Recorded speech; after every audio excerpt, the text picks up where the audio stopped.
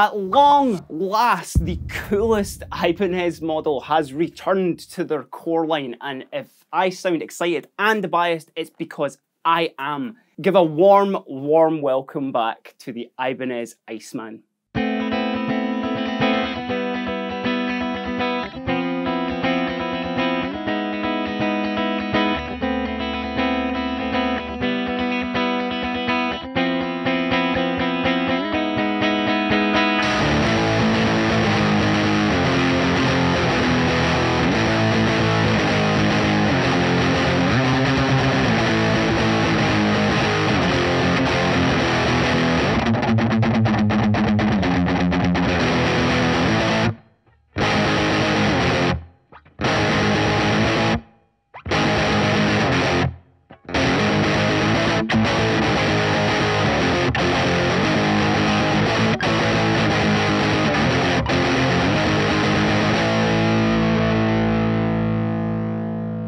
Okay, I might have started a little bit strong there, but along with the RG and certain select signature models, I think the Iceman is probably one of the pillars of the Ibanez family, dating all the way back to its introduction in 1977. Played by the likes of Paul Stanley and Jay Unger of White Zombie, but if you're in the same age bracket as me, the most recognizable player you'll see with an Iceman back in the day was Darren Malakian from System of a Down. Now, there has been a few Icemen released over the past few years, including a new Paul Stanley signature and the Iron Label 7-string 1-pickup monster in the Ibanez line. But of course, the IC420, like I said, kind of marks its return back to the core line and more what its roots were back in the 80s when it was at its most popular.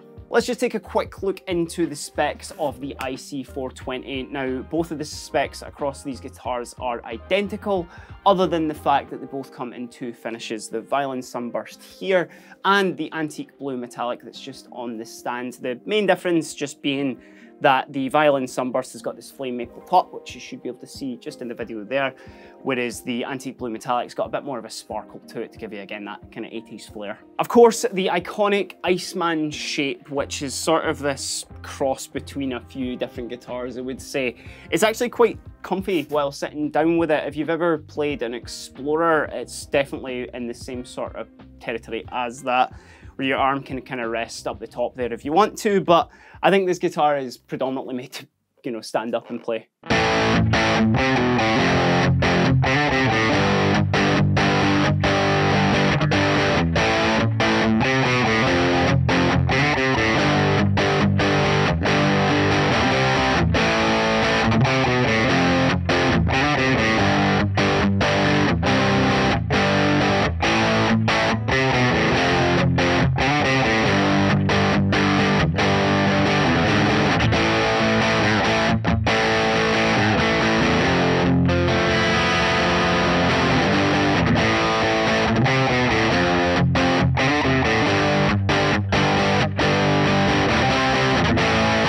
The body and neck are both made out of Okome, and it's got a neck-through construction there as well, and it's actually got a Jatoba fretboard on it also.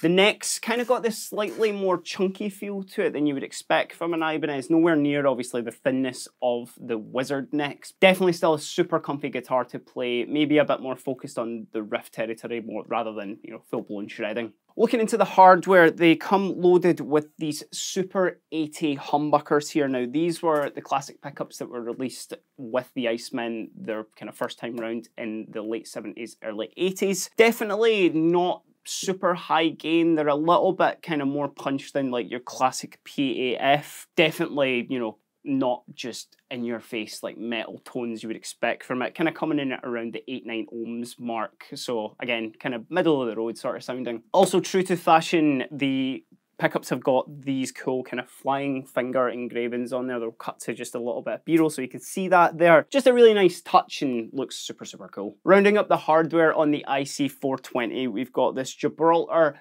performance bridge going into the Quick Change 3 tailpiece there, which is just going to make changing your strings that much easier. And of course, both are gold to kind of match the hardware of the rest of the guitar. Looks super, super flashy. So let's hear some sounds from these guitars. Today, I'm going to be going through a Fender Princeton with a Boss BD2 Wazacraft on the custom mode for some of those gain tones.